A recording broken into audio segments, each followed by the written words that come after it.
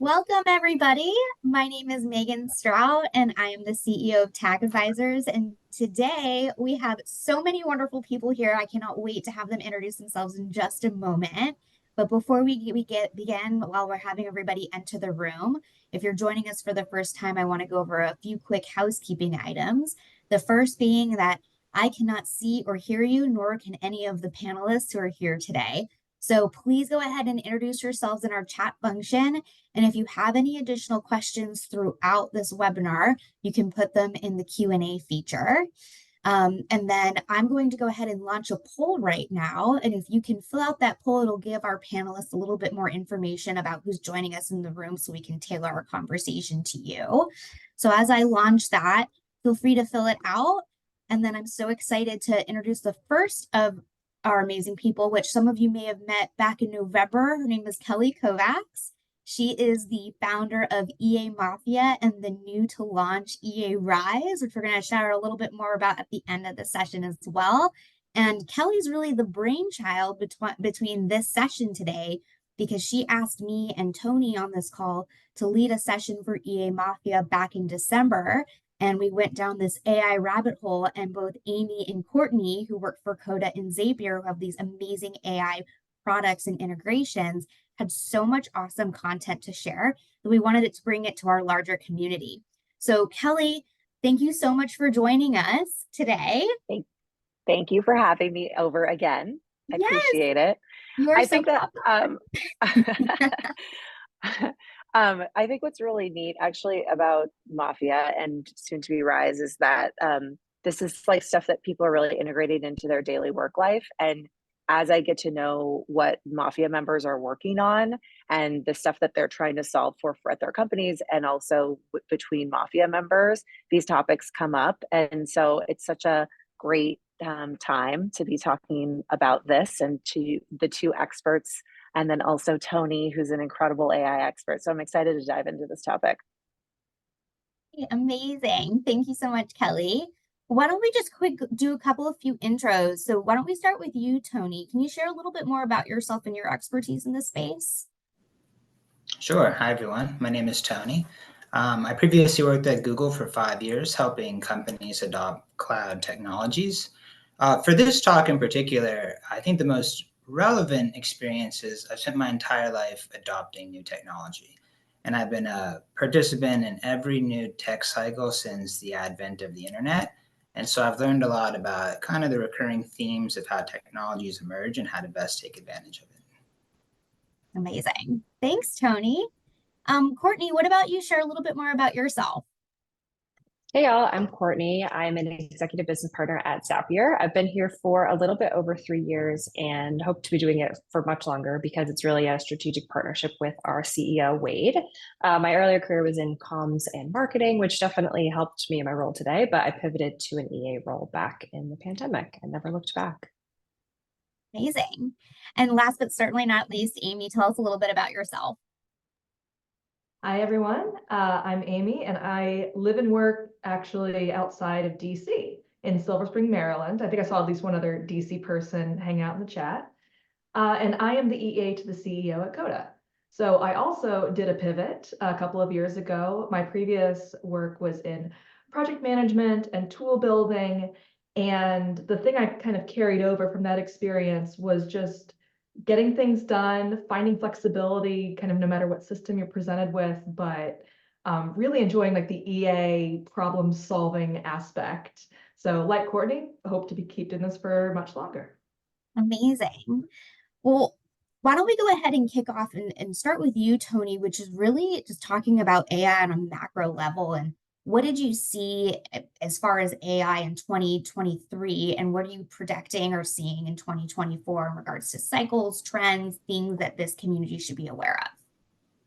Sure. Cool. So I'm going to do a little more macro. Courtney and Amy are going to jump into the specifics. To start, though, I want to quick tie this into like the person, because the point of this is for each of you to be able to take advantage of AI in your personal lives. So a little history with me. 22 years ago, I was a finance major at Penn State as a junior, and I was like, everyone is going to have their own website someday.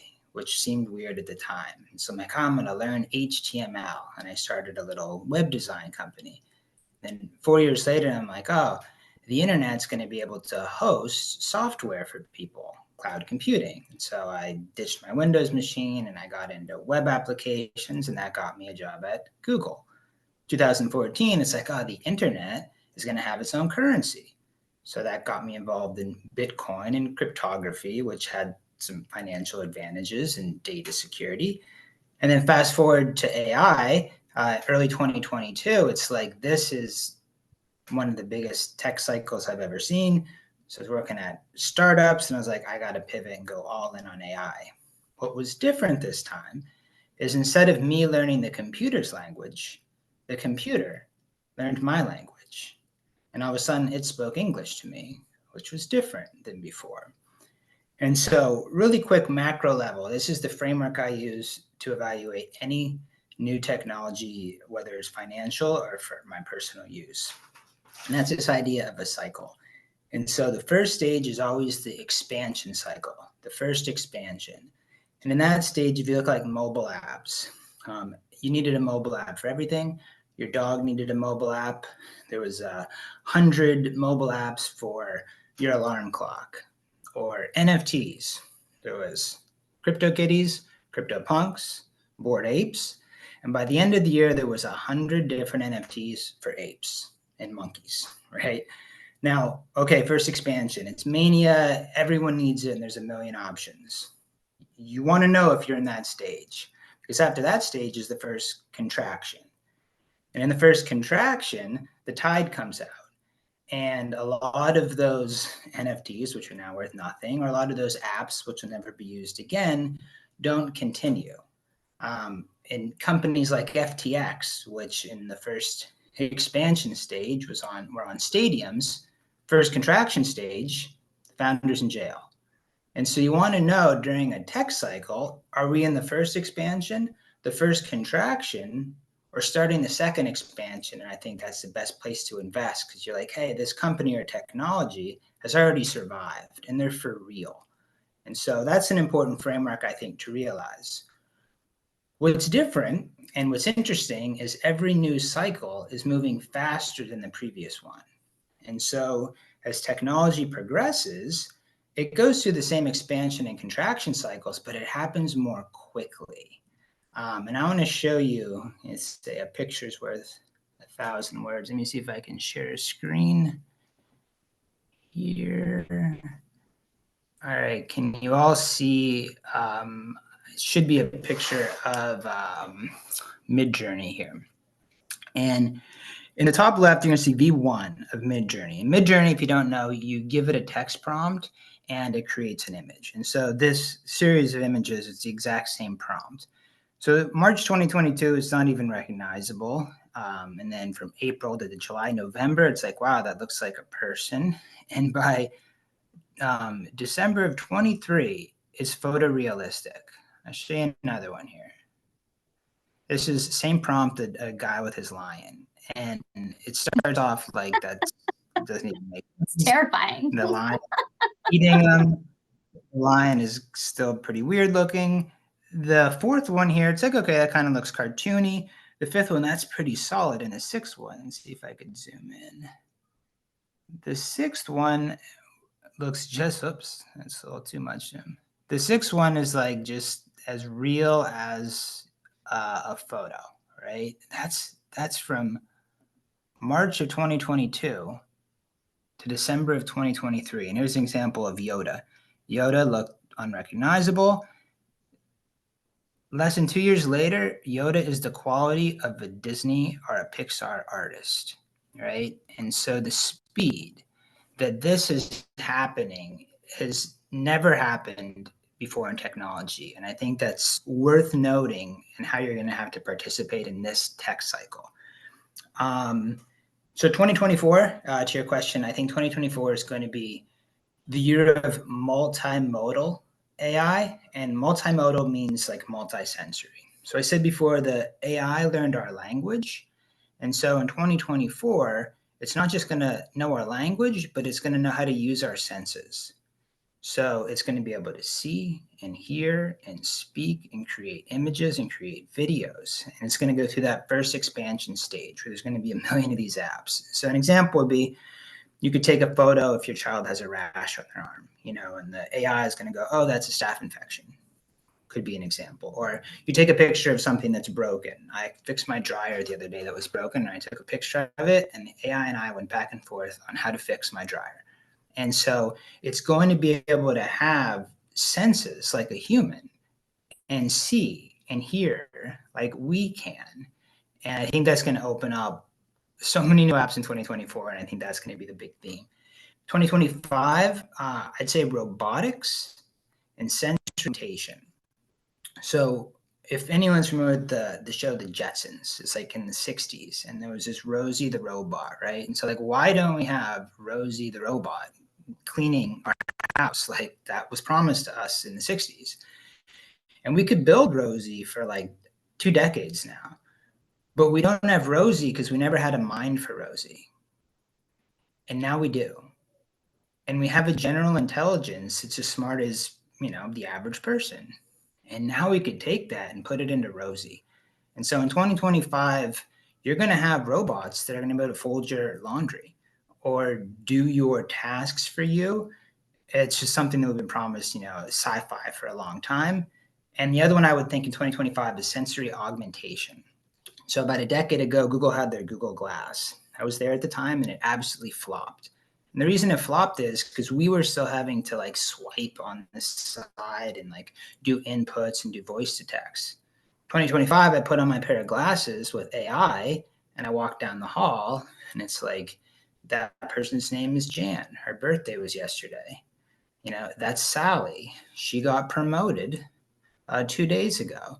That's Bill. Bill's doing a presentation on robotics at 1:30. That's cool. I didn't have to do anything. I didn't have to remember their names, their promotions, or their birthdays. The AI informed me. It augmented my own senses. And so then bringing it today and wrapping it up, right now we're at the CoPilot stage, and that's what Cortney and Amy are going to show you, where it's your AI is your peer partner. And then we're going to go to the agent stage, and the agent will have access to data and tools. And it's going to start to do a task for you. And I think Courtney's going to talk about Phantom. And that is kind of like an agent where you pop it into this meeting and it's going to do a whole task. And there's this saying, you want to skate where the puck is going. And I think where the puck is going is an organization of AI. And so if you think about your company, where your company isn't just one super genius that does everything, although the EA is the closest to that role, perhaps. It's a group of people that each do something and they come together and collaborate. And AI is going to be the same. AI is going to be a bunch of different agents. They're going to work together to get a task done. And if you can figure out how to orchestrate agents, you'll have a huge advantage to most folks, I think, in their occupations. So I'll stop there. That was kind of like a high level overview, kind of AI, where we're going, how to look at a tech cycle, and then we could jump into any specifics in the AMA. Yeah. Well, I want to ask one question that's sort of a riff off of a chat comment. And I know Courtney definitely has opinions on this, and Amy and Kelly jump in too. But one person said, this sounds terrifying. And I think it can be. Like, do people need to be worried in this specific function, especially that this is going to take over their role? Well, I'd be curious, what part of it is terrifying? I think, it could be terrifying on a personal level, terrifying on an occupational level. But if you look at the history of technology, it's always been terrifying. Every single time, like from the sewing machine to the printing press, it's always been terrifying. And the people that kind of take that terror and turn it into excitement and get involved are the future leaders of, our world. And so, it's an opportunity, I think, from an occupational perspective to be a pioneer and to shape the future. If it was terrifying from a different perspective, then we could ask that in an AMA and we could get into that more specifically. Yeah. Well, I think specifically like the Google Glasses comment, I think that's when you mentioned that somebody was when I saw it come through. But I think of that as kind of when you're a great EA or administrative executive business partner, you're leveraging your emotional intelligence. So this is just going to supplement you to do your job really well. So how awesome if you're wearing glasses and it's like, oh, by the way, that person got a promotion yesterday and you're walking past them in the hallway, you can be like, oh my God, Bob, it was so, congratulations. I saw and heard that you got the promotion. This is so great, right? Like you still have to have that emotional intelligence piece to make it not sound like you're a robot wishing them congratulations, and like have the empathy to really like encourage them and make them feel, happy about this promotion. So I think that's just one way of showing how this will partner with executive assistants, but not necessarily overtake their role. Kelly, did you want to add something to that? I was just thinking of a parallel of I don't know if you guys watch Yellowstone and then the spinoffs from 1989 and 1922, or yeah, 1989, or no, 1889 and 1922. But there's this scene in there where they're talking about there's this new invention, this laundry machine, and have one of the main characters is like, well, if we get that, what will I do all day? Like that's replacing what I do all day. And it actually, when you think about it, it's so silly today because you're like, oh, like, can you imagine if we had to spend all day doing laundry? Well, I wonder if we'll look back on this time and say, remember when we used to like triage all those emails, and like now we don't have to, and it opens up the space and time in order to put other things in our lives that actually could be more impactful, for us to be more strategic, for us to use our brains in a different way. So, and it's kind of just a silly parallel. No, I love it. I would love a robot to come and do my laundry because I did not get to it this weekend. So if somebody wants to clean up after me, by all means, come and do it. I think Amy wants to add something. Yeah, Amy, go ahead. Yeah, just a couple of plus ones. One thing that when the AI buzz really started up last year, that felt a little bit, I guess I'll call it personal from the EA role, is that it was promoted as this assistant. Well, Shashir's got an assistant and it's me. So is this coming from my job? I'm really glad, Tony, that you brought up CoPilot instead, because I think that's actually what it is and where it's going. That also takes us away from AI being an assistant to the assistant. Like we don't want Dwight Schrute in our world anymore. But I'm finding that the more I automate my job, the more I have a laundry machine, the more I have zaps helping me, the more I have Coda buttons helping me, the more my valuable time is freed up to do things that only I can do, right? If a computer can press a button for me, please go press that button. Even if it doesn't take me but 1 second, that's 1 second I can spend on something else, something more interesting, something more valuable to me, to Shashir, to the company. So anything that saves me time is wonderful. And that's a perfect segue to the next AMA question that we had, which was literally, how are you guys using technology now, AI tools, Coda, Zapier, and other things like Fathom to be more strategic in your role? So Amy, do you want to go first since you started it? Yeah, absolutely.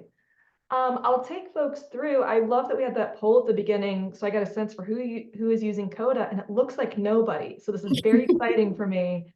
I can say whatever I want. No, I'm just kidding. I can actually introduce you all to a tool that I use each and every day. This is going to be a pretty quick overview. We have a lot to get through, and so I'm just going to run through very quickly what Coda is, what Coda AI does for me, and a few really cool use cases that I use with Shashir. So my role before I hit Coda is to help Shashir be as effective, efficient as humanly possible, and still give him time to be a human, right? Like he still has a family, he still has things that he wants to go do and see. The better I can be at helping him run his company well, the better he is as a person, as a CEO, as a father, husband, you name it. So leveraging AI for me is huge. Makes me faster, makes him faster. So what is Coda? Coda is an all-in-one digital workspace or collaboration tool that combines docs, spreadsheets, and applications to become really like your all-in-one workspace. So if you've used Google Docs, if you've used Microsoft Word, great. You already know how to start with Coda. You type. It'll be as effective and simple as a doc, but you can keep adding in more and more power to it as you pull in spreadsheets. as you pull in automations, and now as you pull in AI. So Coda AI is now baked in. It is part of our product. You'll find it as you explore with Coda, just embedded all over the place, and it does some really interesting things for you. First of all, for that doc area, it'll help you write better. I think Courtney's going to talk a little bit more about ChatGPT and brainstorming, and 100% you can brainstorm with Coda AI, and you can highlight stuff you've already done and ask it to make it better and give you suggestions for when it's 4 p.m. on a Tuesday and you're just so tired and you can't look at this thing anymore. Have Coda AI take on that next step and just give you options. Another thing which is huge for Coda is we do a lot of things with organized information. So things in tables, things in spreadsheets. Using AI, to steal Tony's language, it's talking to me in English, to clean up data without coding is huge. A lot of these kind of very nuanced tasks fall to me as an EA. And if I can just ask AI to formulate, telephone numbers in a way that makes sense, that's wonderful for me. Saves me time, gets something off my plate so I can go focus on other things. And then finally, and this is a huge part of Coda that I'll get into, Coda integrates with existing tools. So Gmail, Salesforce, Slack, work that you do in Coda can be pushed out to these tools. And that means as you use Coda AI to summarize meeting minutes or extract action items, you're not copy and pasting from that into your Slack, you're hitting a button that's sending that information to the right Slack channel, that's pinging the right people. So that's a very brief overview of Coda AI generally and the kinds of things it can do. For me personally, I want to highlight a few key things, which are meeting minutes. I think almost every organization does these. Every place is going to have a moment where you have a meeting and you need to figure out what the results of a meeting are. So I am not using real live data. We are going to talk about something highly controversial, which is whether or not we should create live dinosaurs in Jurassic Park. So I have meeting minutes here for that discussion. And they're meeting minutes, right? You have to scan through them. You have to either be a human that's going through and extracting action items, which is, again, who I would be and what I would normally do. Or you can have Coda AI go through and pull out a summary of your meeting. And no matter how big that meeting is, give you a result that's digestible, that's accurate, and that flexes as you type.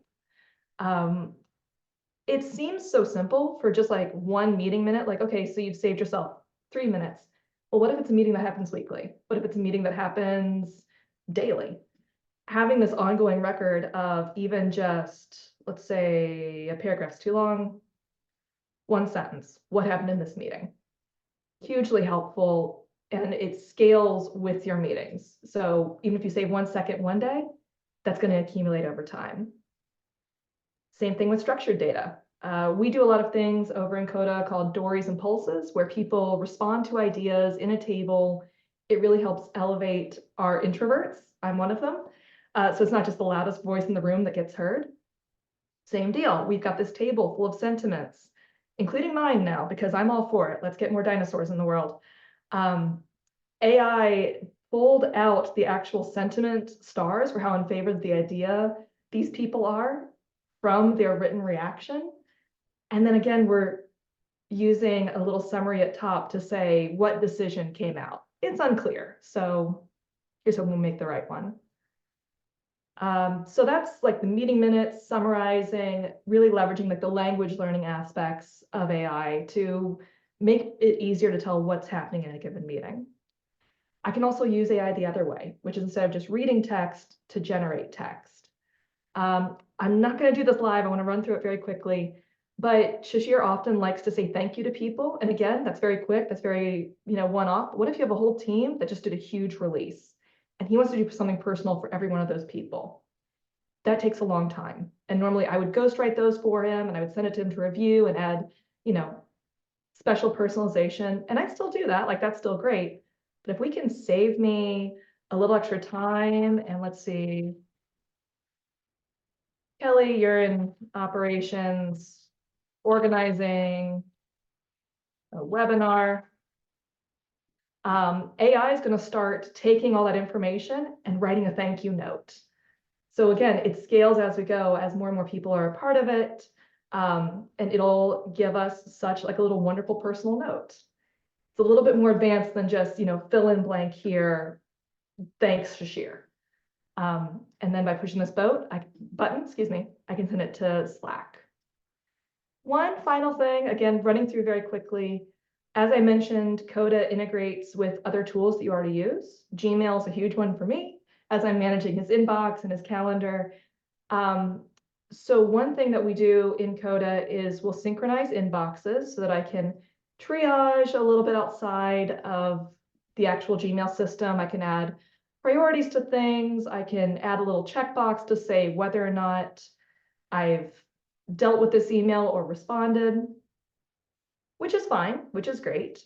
But in this moment, I've reached out to invite people to an event and I forgot to attach an RSVP form. So now everybody's sending me their responses in plain text and it's making my life miserable because I have to go through manually and figure out, are they coming? Are they not coming? What's the deal? So if I have AI take a look at the text of their response, it'll categorize for me what type of response they've sent. I can always go in and make adjustments. I can figure out like error in sending. What on earth does that mean? Okay, it was a bounce back notice. Cool. Now I know how to follow up on that. So really quick, like here's the kinds of things that you can do and that I do on the daily with Shashir. Amy, how long how long did you feel like it took you? I mean, you're obviously a pro because you're embedded in this tool every day.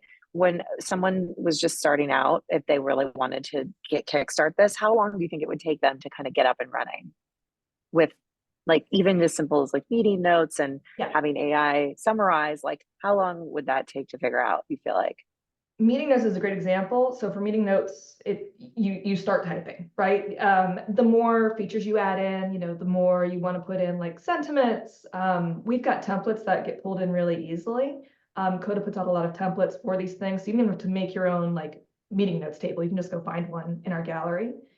Using the AI features on top of that, we've got, you probably saw it as I went through, little sparkles that were like AI prompt moments. Those are scattered throughout. So you create a new column, you click on the AI and you just plain text tell it, hey, summarize these meeting notes for me. So very quick to get started. The more complicated you get, obviously like building buttons takes a little bit of time and experience, but that example is very, very fast. I had one question kind of twofold on this. One, for the meeting notes example that you had, it literally was dictation. So are you integrating that with like an Otter or Fireflies or one of those dictation tools? And is that a plugin for Coda?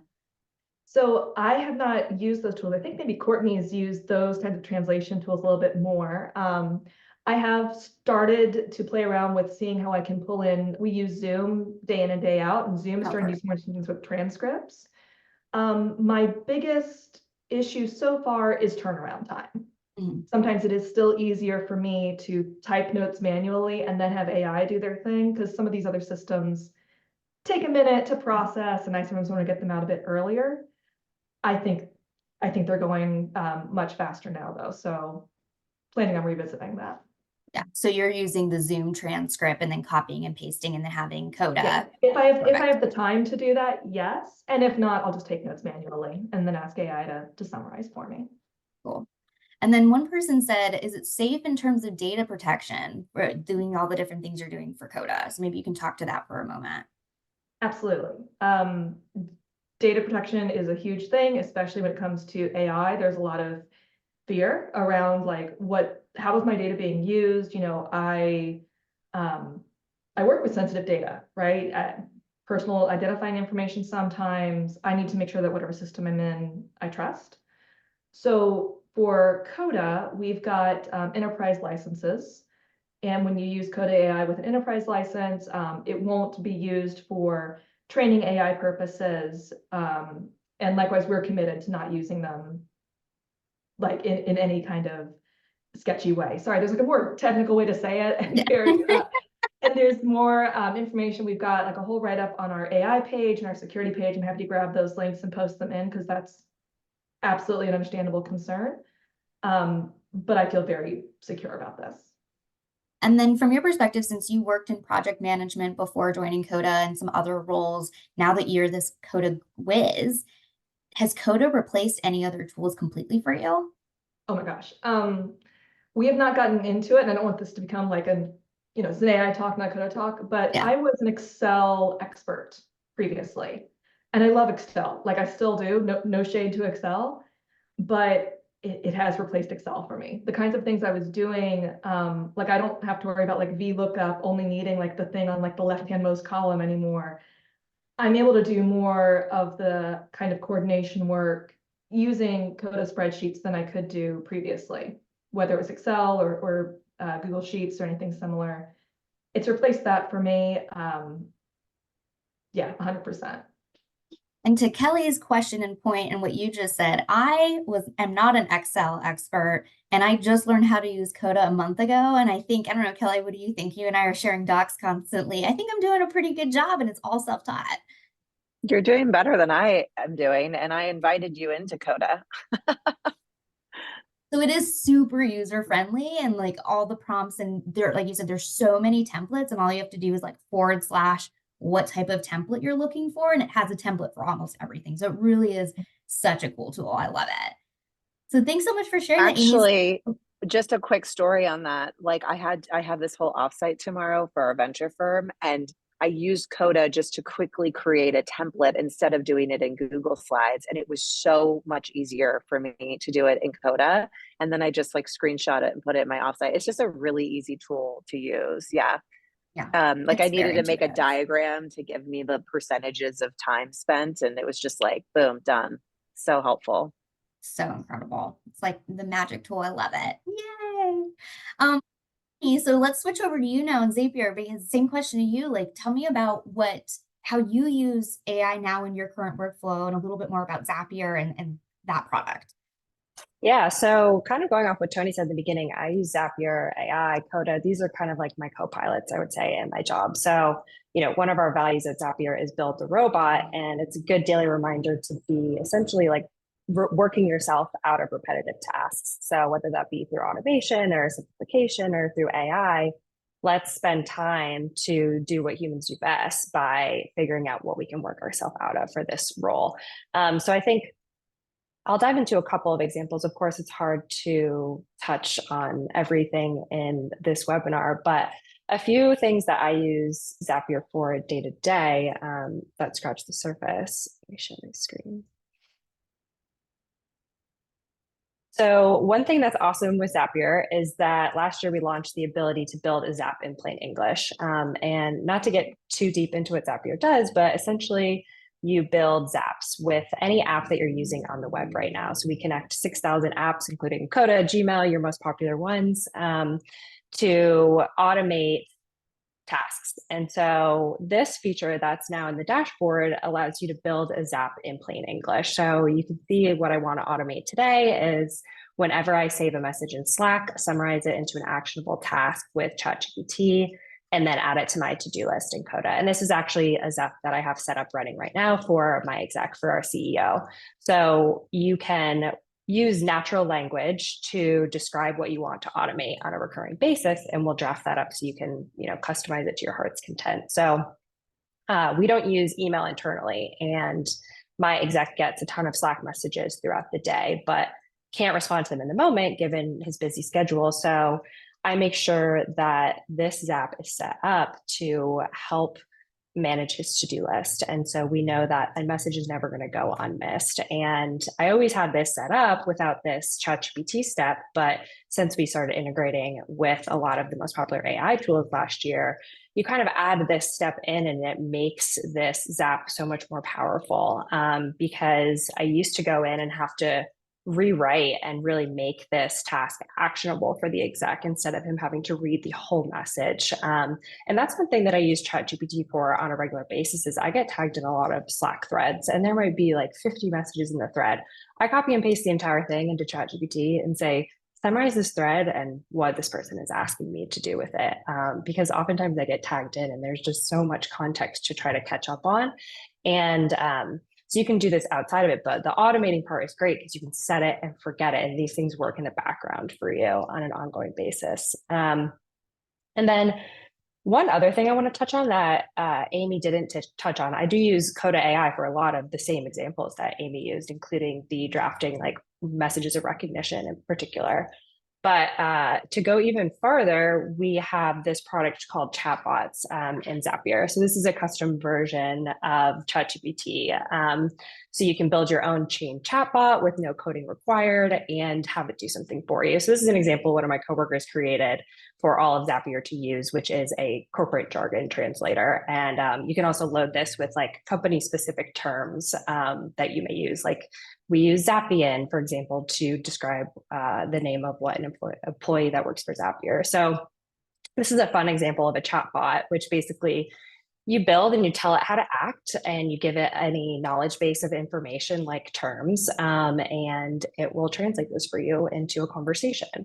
And then here's like an example of a chatbot that you might want to build for you to help your workflow. So this one is a Wade writing chatbot. So Wade is our CEO who I work for, and a lot of my responsibilities are to kind of like pre-draft content, let's say that he wants to send, whether that be an internal memo, an email, a Slack message. And so I've trained this chatbot to sound like Wade. So you can see in the left under the directive, I've given it some information about how I want it to act. So you're helping me write content like Wade. And then I fed it a ton more information like his README, some of his like guiding principles, the emojis he commonly uses on Slack and why, where he's from, to kind of give them just information about how Wade likes to talk and how he often communicates. And so now when I need to draft a memo, instead of starting from scratch, I start from here and then edit. So it's never going to completely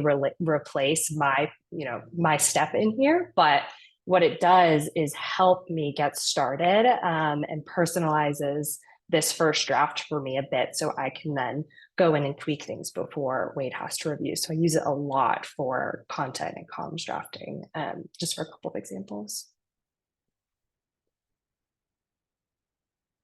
That's incredible. I love that you can create your own little chatbot and language learning model within Zapier, which I know Tony's a big fan of you can do that. And kind of to the point of what the previous person asked and I asked Amy, in some ways, how does that help with security of you creating your own chatbot, or how are you guys making sure that you're being secure and compliant at Zapier with your product for larger enterprise clients or people who want to keep stuff native? Yeah, so within Zapier, similar to what Amy said, because we're on, we have this enterprise deal with OpenAI, the data is not being used to train models. You can go and read like all of the specifics and, your IT or security person can go read about that. But for these chatbots, for example, you can securely share it however you'd like. So that corporate jargon translator, that's one that, one of my colleagues shared the link in chat. That's something we're happy to share on the interweb for anybody to use. But if you want, you can set access permissions, including restricting it by email or password so that you are only sharing this chatbot with the folks that should have access to it.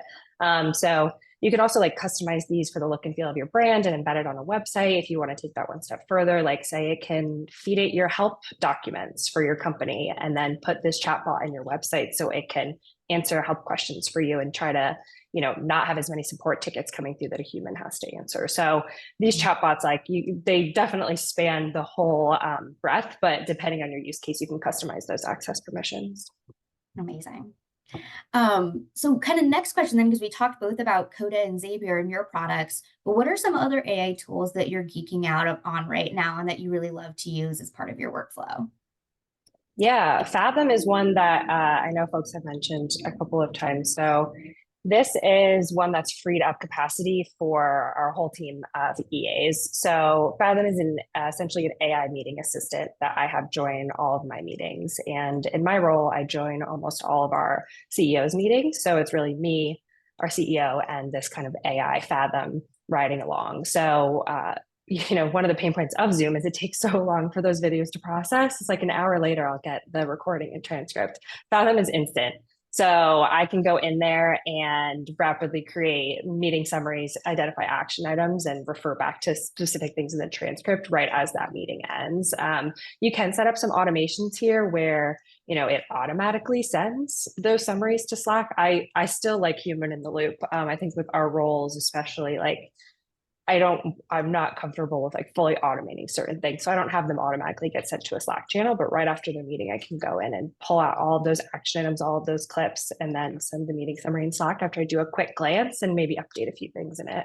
And I think this not only is this helping take away part of my role, but it also helps with our company values and maybe we're a fully remote company. We've got people in 40 countries. We've got 800 folks working all over. Not everybody can join the meetings. So this really not only helps me do my job better, but also helps us increase this transparency across our whole company when we can share more about the meetings and decisions being made and folks can follow along asynchronously. So it's really helped me divide and conquer and do more with our meetings. Yeah, amazing. And what about you, Amy? Clearly I need to give Fathom a shot because that sounded amazing. So I do spend most of my time when I'm leveraging AI, doing it in Coda, just because our team here has kind of, again, put it everywhere. So far, there's really not much that I want AI to do that Coda isn't doing natively. The only other thing that I've kind of kicked around aren't quite the nightmare images that we saw earlier from Tony's presentation, but I occasionally tinker around with image generators just to kind of see how they're progressing. If I want to do a pretty landscape or something for a cover page, I'm still using Unsplash or other Creative Commons licenses, but I can kind of see a future where me understanding how to talk to an image generation AI will be helpful. It just hasn't quite realized yet. So unfortunately, no favorites there so far. And you're There's both. one, oh, Go ahead, sorry, Courtney. I was just Yeah. saying, just thinking about the images and stuff. Like I said, we're going into an offsite tomorrow, and we use Beautiful AI, which I don't know if anyone has used that before, but you can upload your Google slides and they can look like crap.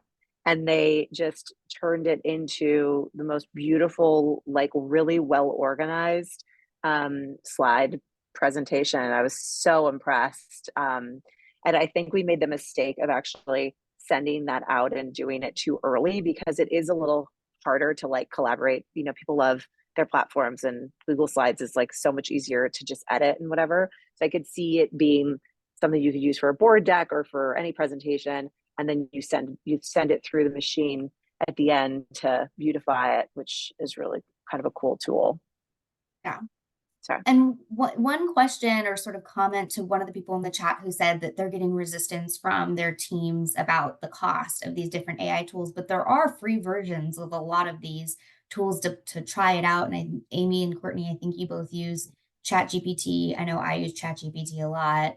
Does Beautiful AI, I think they might have a free version. There's a lot of them that have limited or smaller versions you can do for free.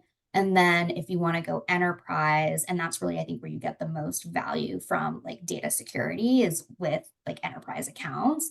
That's a little bit more expensive, but to Kelly's point in the chat, just show them the amount of value and time saved because time is money. That is probably the most expensive resource anybody at any company has. And how much Courtney and Amy have been able to excel in their roles by the use of these tools, I think in and of itself was a great use case for integrating these into their workflow. Yeah, I think Can if you you're guys not quickly Oh, go ahead. Okay, Courtney.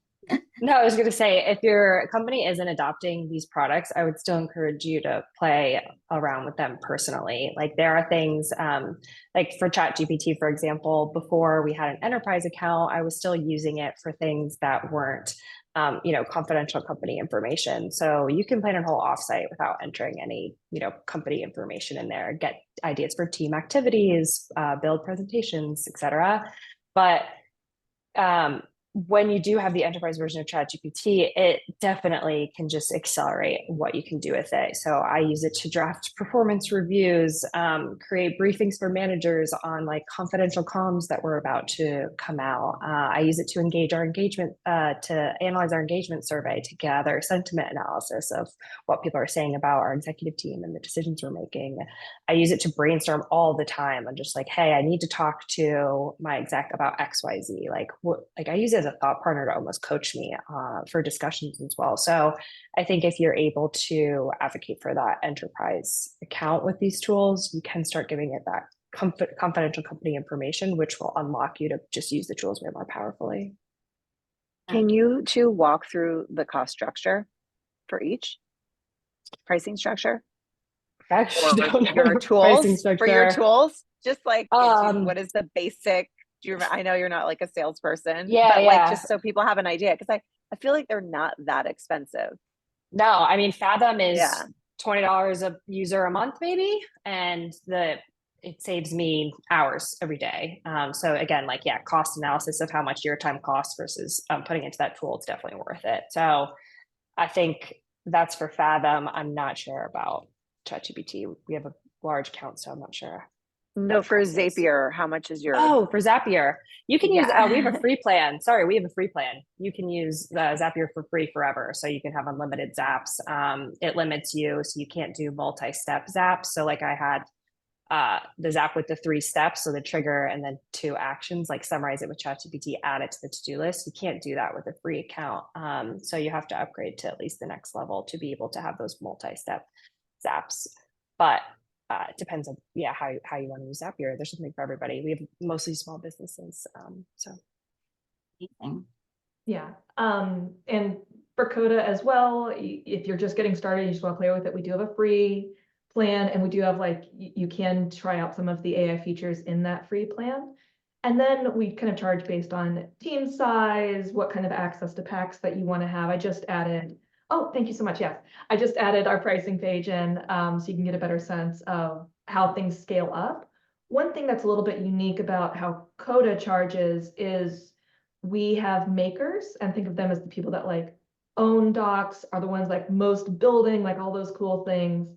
And then you have editors, people that might read what you've written, might click buttons you've made, but they don't need quite the same level of access and like tools that a maker would.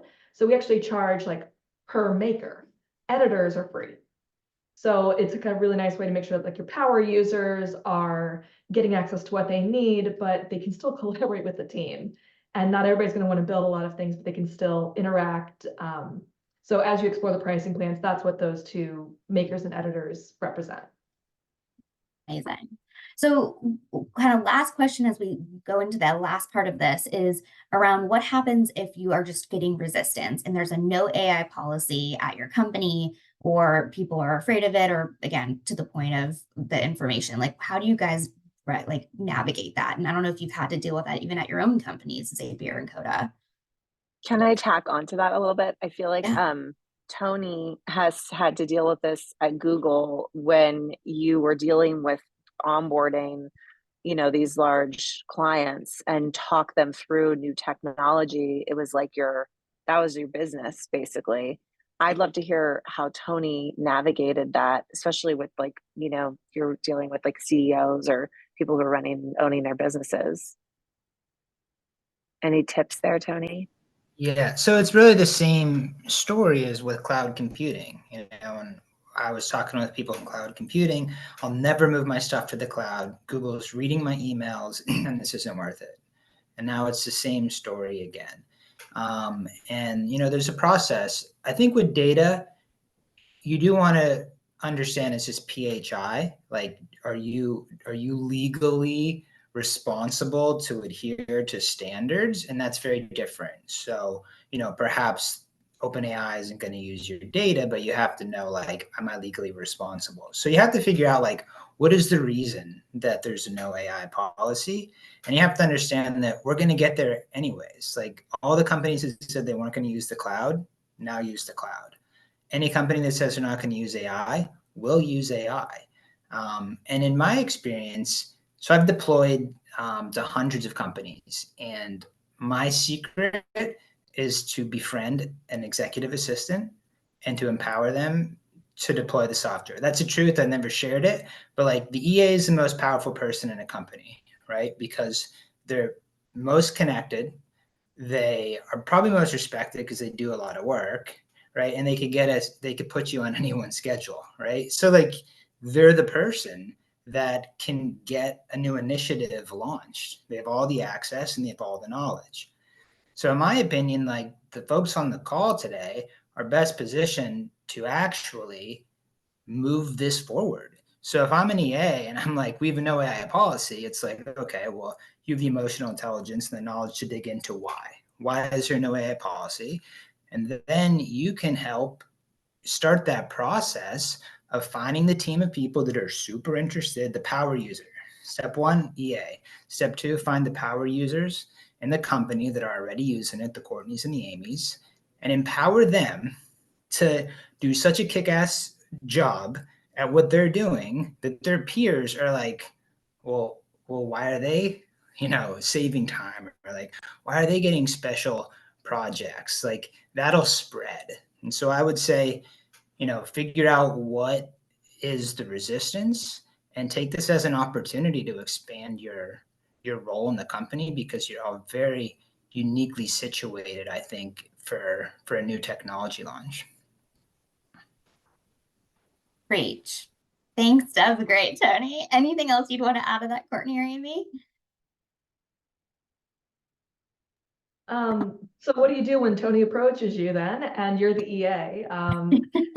So I do think that I think any EA's best friends in a case like that where you want to move things forward, talk to your legal and IT teams because nobody wants to embarrass their company. Nobody wants to have a data leak.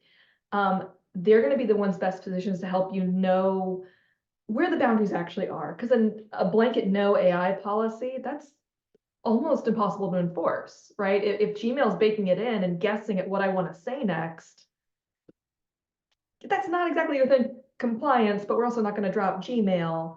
So where are the boundaries really? Like that's the team that can best help you navigate it. Even if they're not the decision makers, they can help show you where the risks are.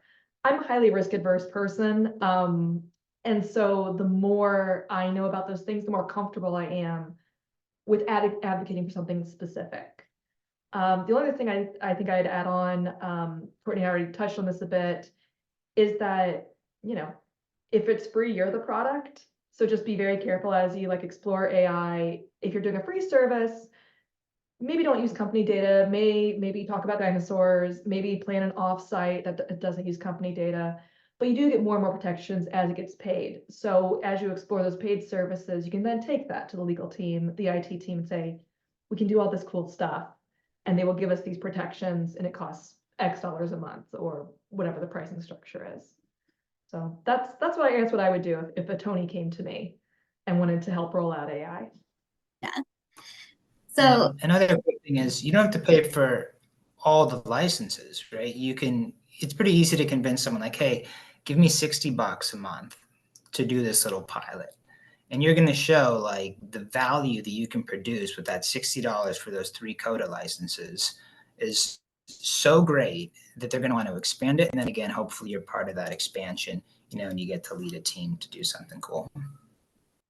So speaking of time and money, because one of these questions came up in the Q&A is, where should people on this call be spending their time and money? Should they be spending time and money on playing with these tools? Should they be spending time and money on Microsoft Office suite certifications or Google certifications? Like and from your opinion, all of you, where do you think is the most valuable way for these people to continue to excel and learn and develop?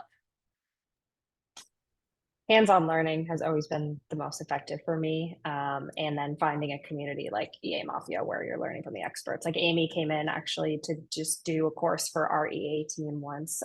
Not to open up Amy to all of this, but maybe this is a good segue into EA Rise, but she did a favor for us and taught our EA team how to use Coda.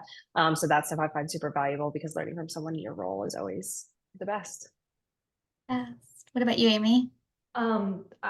I love hands-on learning, and honestly, I like building things until they break and figuring out why they broke and then fixing them again. Like, I actually get a lot of energy out of that. But there are some places where it's like super duper lockdown, and like they were like, great, but they said no AI and they mean it, and they don't care if we talk about dinosaurs. I will never knock online courses. Certifications, I think, just be very thoughtful about what certifications you're actually going after, making sure that it really applies to your role. I have a PMP. Again, my background's very weird, which is very helpful in a previous environment, but not necessarily this one. Would I do it again for the certification? Not necessarily, but there are bits of that knowledge that are valuable to me. So if you go after courses or certifications, just be really thoughtful about what you want from it. Certifications are really great for your next role or a promotion, but they don't always equate to hands-on knowledge and ability to do the job. So what do you think? Was that me or Kelly? Oh, Kelly. I know. I couldn't tell if it was Kelly or Tony Okay. either. Oh, good. That was, We really like But combined our Tony, names. I mean, you used to work at Google. What do you think? Do you think a Google certification or Microsoft Office Phoenix certification is worth the time and money? Or do you think it's better to fool around and find out these different tools and learn in a community? So hopefully no one at Google's watching this, and if you are, I love you. So I took the Google AI certification, and I don't think they're worth it right now. I did the Google one, I did the Microsoft one, I probably have like 5 different of these AI certifications, and I've learned so much more just playing around. Find something you're passionate about, find something that's interesting to you, and just start using it. Like that to me is the best way forward. So no, I would not recommend the certifications at present. I would recommend, getting a couple podcasts, going on a walk, getting inspired. I think listening to how other people are using the tools can be very inspiring and thought-provoking. So I think a good use of your time, download a podcast, take a walk, listen to it, get inspired.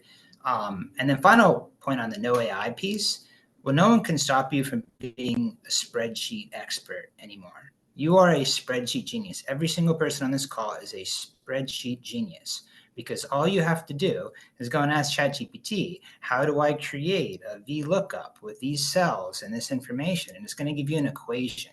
And that equation is generic. You could take that and you could put it into your Excel sheet, and you are now a spreadsheet expert. So there's ways that you can not use AI with company data, but still actually improve your job. So no certifications, podcasts, and play around would be my suggestions. All right, Kelly, what do you think? I want to figure out how you combine Tony and Kelly so well, that name. Yeah, I think that I agree. I think that you learn so much by finding out what other people are doing. Already on this call, I have like 5 different ideas of ways I want to use Coda and Zapier in a different, and I'm saying it wrong, aren't I, Courtney? Is it Zapier? Sorry. Zapier makes you happier. All right. Zaps, Zapier. I think that I just need to get my hands on it and start playing around and messing up and figuring out, and then reaching out to people like the 3 brilliant people on this call, and how I can get to the end result of what I want. And I just genuinely believe that, having this knowledge base and sharing this stuff with each other can actually really make you go so much further in your role and with your executive. And so just try it out. Amazing. And to that point, don't pay for a certification. Yeah, Dick's advice to me 6 years ago: don't go to Stanford and get your MBA. It's a waste of money. Learn on the job. Learn on the job. I agree. Well, and to that point, right, of being able to be part of these calls, this is just a taste of what you can experience in your new platform, EA Rise. And I was able to have these connections and meet Tony and Cortney and Amy because of our relationship with EA Rise and being in your December session. And Amy and Courtney have been so great and even helping my team learn how to use their products and integrations. And that's what you get when you're in a community setting. So for those who didn't join us last November and didn't hear about this great new relationship and community that is launching next week called EA Rise, founded by Kelly, it is an amazing new online professional development and networking community and platform that all these people on this call are a part of, and you can be part of it too. So we're going to be sending out after this session our post-webinar email where you'll have this recording, but also more information about it. Anything you'd like to add, Kelly, that I didn't add about the platform or the community? No, I think it's built by EAs, and it's meant for really just a learning and development tool for all of you, so that you can have this mind share and learn from one another. So it's a really simple concept, and yeah, it is national. It's global. It's global. It's online. It's in the cloud. It's in the cloud, yeah. Amazing. Awesome. Well, thank you all so much for joining us. I learned so much today, and I really enjoyed spending this time with you. And thank you all who joined us for this session. We really enjoy it every year or every month, and we look forward to seeing you on the other side. Bye.